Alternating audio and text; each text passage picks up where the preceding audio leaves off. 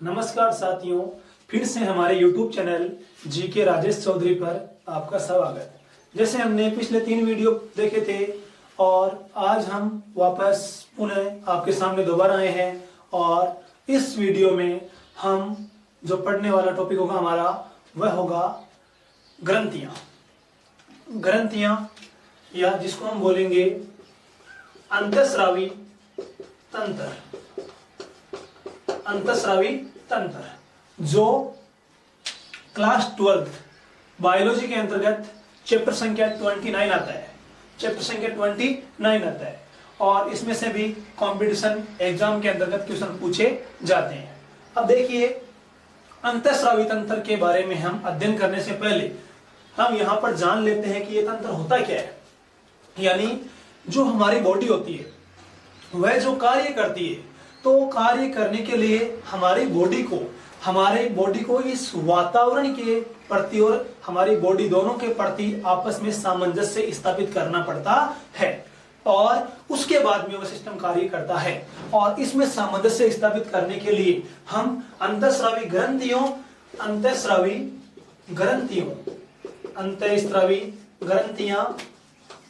और तंत्रिका तंत्र दोनों के बारे में अध्ययन किया जाता है।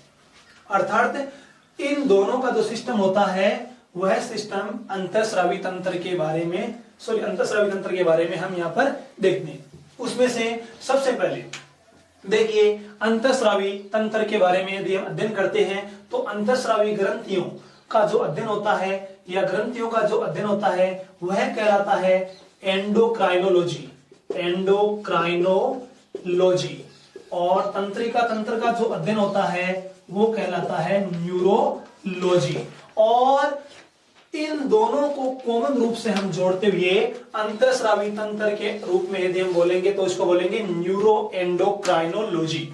अर्थात हमारी बॉडी कार्य करने के लिए वातावरण के बीच में सामंजस्य स्थापित कर रही है तो न्यूरो एंडोक्राइनोलॉजी के सिस्टम के माध्यम से कार्य करेगी। अब हम यहाँ पर बात करते हैं अंतःस्रावी तंत्र के अंतर्गत मेन जो हमारा मुद्दा है वो है ग्रंथियों का।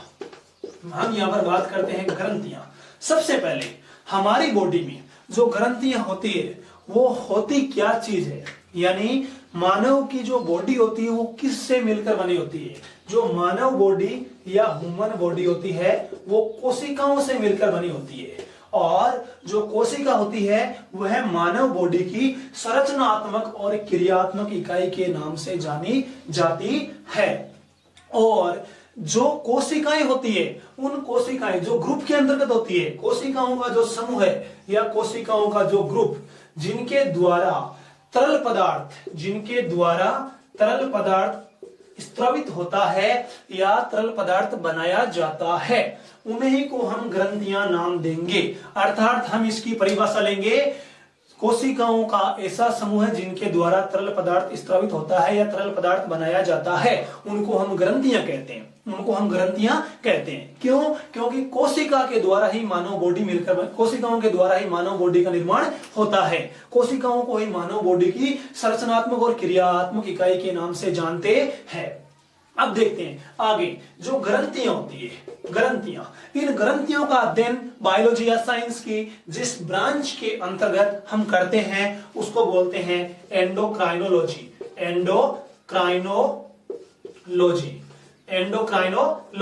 अब यहां पर हम दूसरी बात करते हैं कि फादर ऑफ एंडोक्राइनोलॉजी यानी ग्रंथियों के जो जनक है या फादर ऑफ एंडोक्राइनोलॉजी है वो कौन है? वो है थॉमस एडिसन।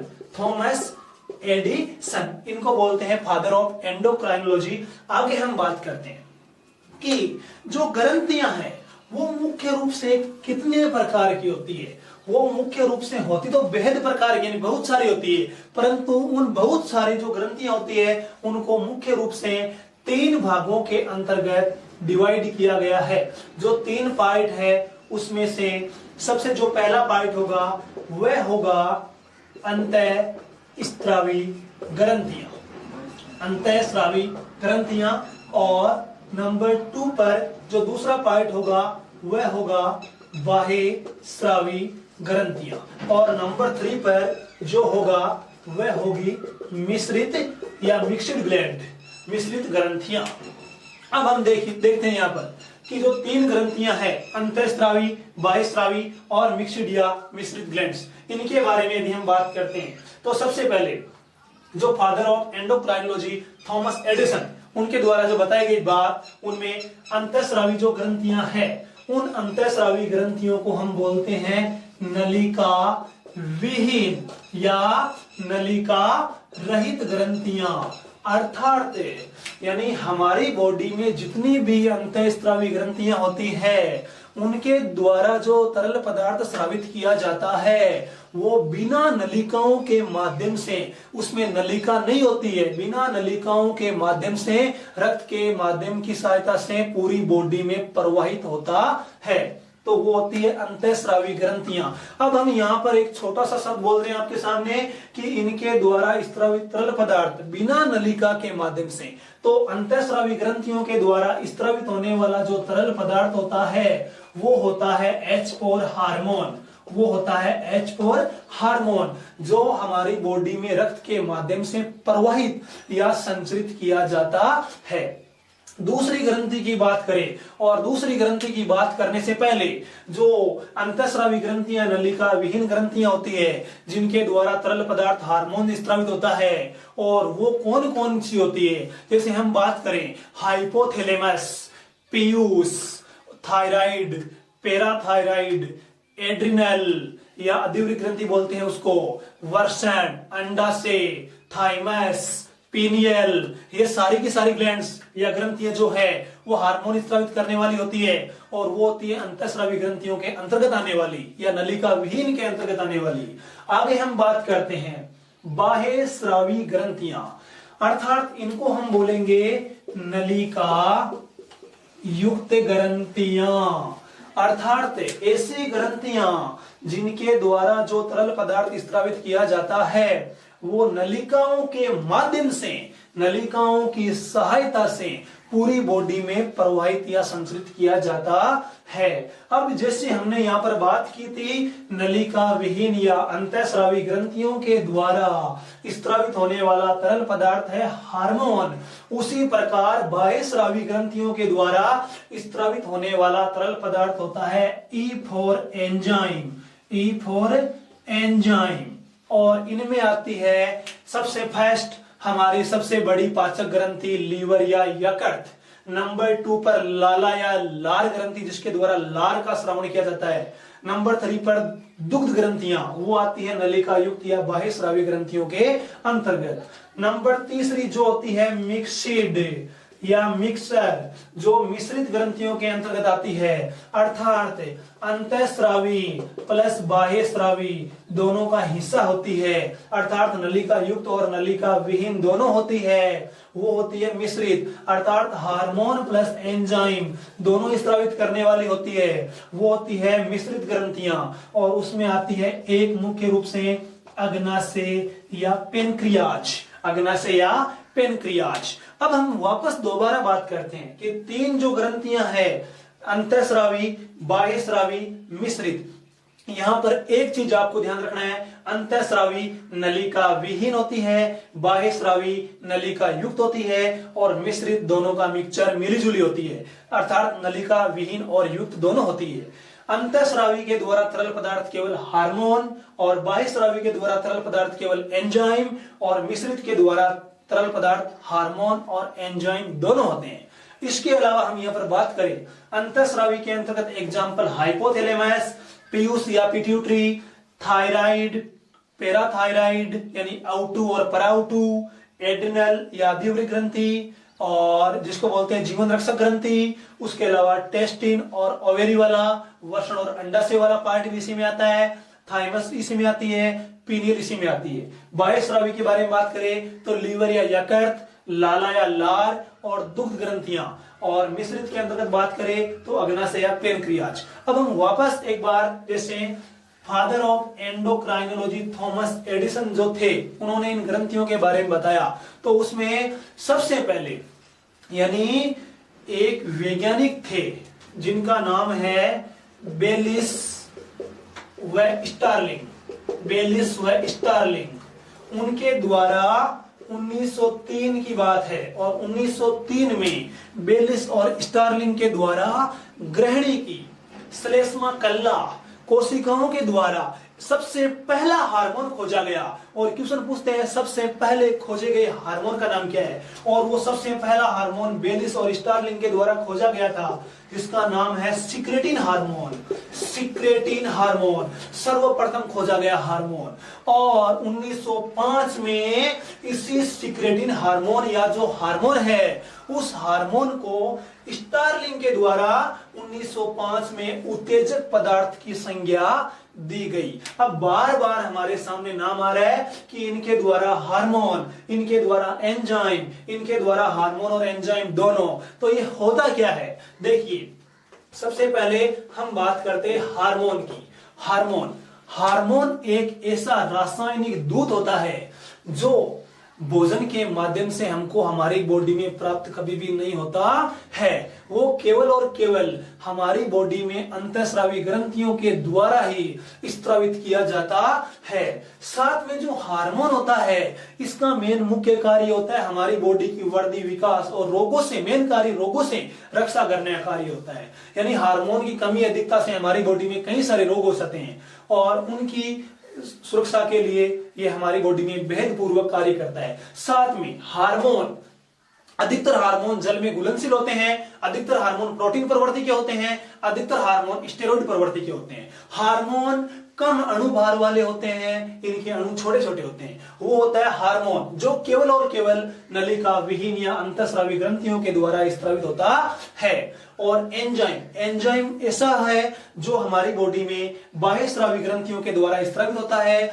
जो भोजन पाचन प्रक्रिया में भूमिका निभाता है। और जो एंजाइम होते हैं वो उच्च अणुभार वाले होते हैं और केवल बाह्य स्रावी ग्रंथियों के द्वारा स्त्रावित किए जाते हैं। अब जैसे जो Thomas Edison father of endocrinology है, उनके द्वारा तीनों ग्रंथियां अलग अलग बताई गई, यानी अंतःस्रावी, बाह्यस्रावी और मिश्रित, और तीनों के एग्जाम्पल हमारे सामने हैं। और इस बायोलॉजी के 29 जो चैप्टर संख्या 29 है, इसमें केवल अंतःस्रावी ग्रंथियों के बारे में ही हम विस्तृत रूप से चर्चा करेंगे। और अंतःस्रावी जो ग्रंथियां हैं, अंतःस्रावी ग्रंथियां, इनको बोलेंगे नलिका विहीन स्रावित होने वाला तरल पदार्थ हार्मोन। और इनके एग्जाम्पलों की बात की थी तो सबसे पहला एग्जाम्पल हमारे सामने होता है हाइपोथैलेमस। देखिए हाइपोथैलेमस, वैसे तो यह हाइपोथैलेमस हमारी बॉडी में एक ऐसा पार्ट भी है जो मानव मस्तिष्क का भाग भी होता है। मानव मस्तिष्क के 3 भाग होते हैं, अग्र, मध्य और पश्च मस्तिष्क। उसमें से मानव मस्तिष्क का एक पार्ट होता है हाइपोथैलेमस। साथ में अंतःस्रावी ग्रंथि के रूप में भी कार्य करने वाला या कार्य के अंदर भूमिका निभाने वाला पार्ट होता है। देखिए जो हाइपोथैलेमस है, इस हाइपोथैलेमस को हम बोलते हैं मास्टर ग्लैंड, मास्टर ग्रंथि। अर्थात यानी जो पीयूष ग्रंथि दूसरी होगी हमारी, वह होगी मास्टर ग्रंथि। और उस मास्टर ग्रंथि पर भी कंट्रोल रखने वाला जो ग्रंथियों का पार्ट है वो है हाइपोथैलेमस। इस कारण हाइपोथैलेमस को बोलते हैं मास्टर ग्रंथि। दूसरी बात, यानी जो अंतःस्रावी तंत्र होता है, उस अंतःस्रावी तंत्र का सर्वोच्च कमांडर, अंतःस्रावी तंत्र का सर्वोच्च कमांडर वो होता है हाइपोथैलेमस। यानी सभी ग्रंथियों पर, अर्थात मास्टर ग्रंथि पर भी अपना क्या यानी मास्टर ग्रंथि के ऊपर भी अपना कंट्रोल रखने वाला होता है मास्टर ऑफ मास्टर, जिसका दूसरा नाम होता है अंतःस्रावी तंत्र का सर्वोच्च कमांडर। आगे यदि हम बात करें कि जो हाइपोथैलेमस है वो पीयूष या मास्टर पे कंट्रोल तो रख रहा है, साथ में हमारी बॉडी का टेम्परेचर, हमारी बॉडी का तापमान नियंत्रण जिसके द्वारा किया जाता है वो होता है हाइपोथैलेमस के द्वारा, इसके साथ साथ में यदि हमको भूख लगती है तो खाना खाते हैं, प्यास लगती है तो पानी पीते हैं, और नींद आने पर हम सो जाते हैं। घृणा प्रेम की जितनी भावना होती है उन सभी भावनाओं के बिंदु केंद्र हमारी बॉडी में जिस पार्ट से जागृत किए जाते हैं वो होता है हाइपोथैलेमस। इसी हाइपोथैलेमस के माध्यम से इन भावनाओं के जो सिस्टम है वो जागृत किए जाते हैं। भूख लगने पर खाना खाना, प्यास लगने पर पानी पीना, नींद आने पर सो जाना, प्रेम करना की जो भावना होती है उन सभी के जो बिंदु केंद्र होते हैं वो हाइपोथैलेमस के अंतर्गत ही होते हैं। इसके साथ में यदि हम बात करें हाइपोथैलेमस के द्वारा मुख्य रूप से 2 हार्मोन स्रावित होते हैं। नंबर 1 पर होता है मोचक हार्मोन, नंबर 2 पर होता है निरोधी हार्मोन। निरोधी हार्मोन, अब देखिए नंबर 1 पर मोचक हार्मोन और नंबर 2 पर निरोधी हार्मोन।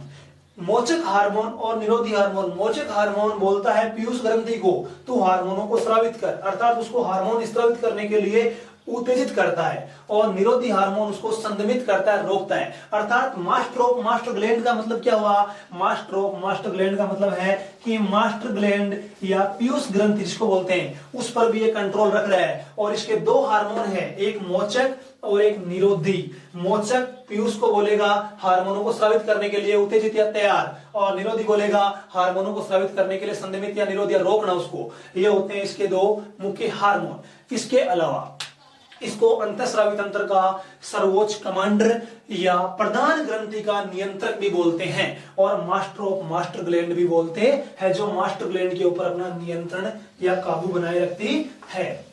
और इन्हीं अंतःस्रावी ग्रंथियों में हमारी जो अगली दूसरी ग्रंथि होगी वह होगी पीयूष ग्रंथि, वह होगी पीयूष ग्रंथि। अब यहां पर देखिए दूसरी अंतःस्रावी ग्रंथि पीयूष, खास विशेषता है मानव शरीर की, मानव शरीर की सबसे छोटी ग्रंथि, सबसे छोटी ग्रंथि। यहां से क्वेश्चन पूछते हैं मानव शरीर की सबसे छोटी ग्रंथि कौन सी है? पीयूष।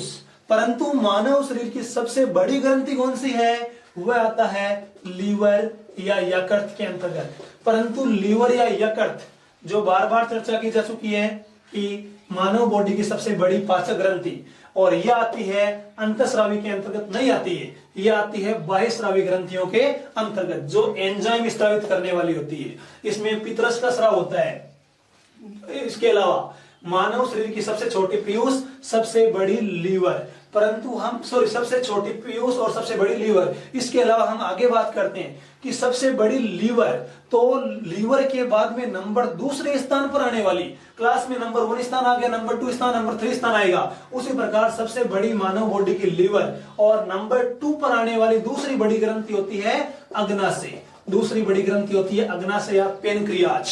अर्थात लीवर जो सबसे बड़ी होती है वह बाह्यस्रावी में आती है, और लीवर के बाद में अगली जो आती है नंबर 2 पे वो होती है अग्नाशय या पेनक्रियाज जो मिश्रित के अंतर्गत आती है, और सबसे छोटी होती है पीयूष। और एक क्वेश्चन और आता है मानव शरीर की सबसे बड़ी अंतःस्रावी ग्रंथि, सबसे बड़ी अंतःस्रावी ग्रंथि जो हम तीसरी पढ़ेंगे थायराइड या आउटू ग्रंथि, थायराइड या आउटू ग्रंथि। सबसे बड़ी तो लीवर, परंतु सबसे बड़ी अंतःस्रावी ग्रंथि होती है थायराइड या आउटू। इन 4 चीजों का ध्यान रखना है। वापस पुनः एक बार, सबसे छोटी पीयूष, सबसे बड़ी लीवर, और उस लीवर के बाद में नंबर 2 वाली अग्नाशय, परंतु सबसे बड़ी अंतःस्रावी ग्रंथि वो होती है आउटू। अब हम पीयूष के बारे में पुनः बात करते हैं। सबसे छोटी ग्रंथि होती है 7 में, यह हमारे मस्तिष्क में स्थित होती है, जो मटर के दाने के आकार की होती है। मटर जिस पर जेनेटिक्स या आनुवंशिकी में ग्रेगर जॉन मेंडल के द्वारा अपना प्रयोग संपन्न किया गया था। मटर का जो बोटेनिकल नेम है वो है पाइसम सेटाइवम, और यह मटर के दाने के आकार की होती है पीयूष ग्रंथि, जो पुरुषों की अपेक्षा स्त्रियों में थोड़ी सी बड़ी होती है। परंतु पीयूष ग्रंथि का जो वजन होता है वो होता है 0.5 से 0.6 ग्राम, 0.5 से 0.6 ग्राम। परंतु मेल की अपेक्षा फीमेल में अपेक्षाकृत थोड़ी सी ये बड़ी होती है, थोड़ी सी बड़ी, और मेल में या पुरुष में छोटी होती है। और पीयूष ग्रंथि को बोलते हैं मास्टर ग्लैंड या मास्टर ग्रंथि। क्योंकि अन्य अंतःस्रावी ग्रंथियों पर अपना कंट्रोल बनाए रखती है। और पीयूष पर भी अपना कंट्रोल जो पड़ा था, मास्टर ग्लैंड, वो है हाइपोथैलेमस। हाइपोथैलेमस जो पीयूष पर भी अपना कंट्रोल बनाए रखता है, और यह है मास्टर जो अन्य अंतःस्रावी पर अपना कंट्रोल बनाए रखती है। आगे हम बात करें कि जो पीयूष ग्रंथि होती है, इसका जो व्यास होता है वह होता है 1.3 सेंटीमीटर का। इसके अलावा हम आगे बात करें कि जो पीयूष ग्रंथि है वह गुलाबी रंग की ग्रंथि के रूप में होती है, और पीयूष ग्रंथि जो है वह 2 पालियों के अंतर्गत डिवाइड की जाती है। 2 पालियां, उसमें से एक पाली होती है अग्रपाली और एक पाली होती है पश्चपाली। अग्रपाली को हम बोलेंगे एडिनो हाइपोफाइसिस और पश्चपाली को हम बोलेंगे न्यूरो हाइपोफाइसिस। ये 2 पालियों के अंतर्गत बटी होती है। जो पीयूष ग्रंथि का 100% भाग होता है, उनमें से 75% भाग अग्रपाली बनाती है, बचा हुआ 25% भाग पश्चपाली बनाती है। और जो पीयूष ग्रंथि है, उनके द्वारा स्त्रावित होने वाले हार्मोन को हम कॉमन रूप में न पढ़ करके अग्रपाली और पश्चपाली के द्वारा स्त्रावित होने वाले हार्मोनों के बारे में हम अलग अलग पढ़ेंगे, जिसमें हम सबसे पहले बात करते हैं कि पीयूष ग्रंथि की जो अग्रपाली होती है, उस अग्रपाली के द्वारा स्त्रावित होने वाले जो हार्मोन है वो कौन कौन से होते हैं। देखिए, पीयूष ग्रंथि की अग्रपाली के द्वारा स्त्रावित होने वाला जो मेन हार्मोन होता है, बहुत ही अच्छे क्वेश्चन पूछे जाते हैं, वो होता है ग्रोथ हार्मोन, जिसको बोलेंगे वृद्धि हार्मोन,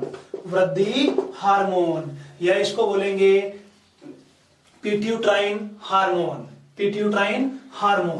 ग्रोथ हार्मोन या वृद्धि हार्मोन या पिट्यूटाइन हार्मोन, जो पीयूष ग्रंथि की अग्रपाली के द्वारा स्रावित होता है। और इस ग्रोथ हार्मोन या पिट्यूटाइन हार्मोन की कमी या अधिकता से हमारी बॉडी में कई रोग होते हैं।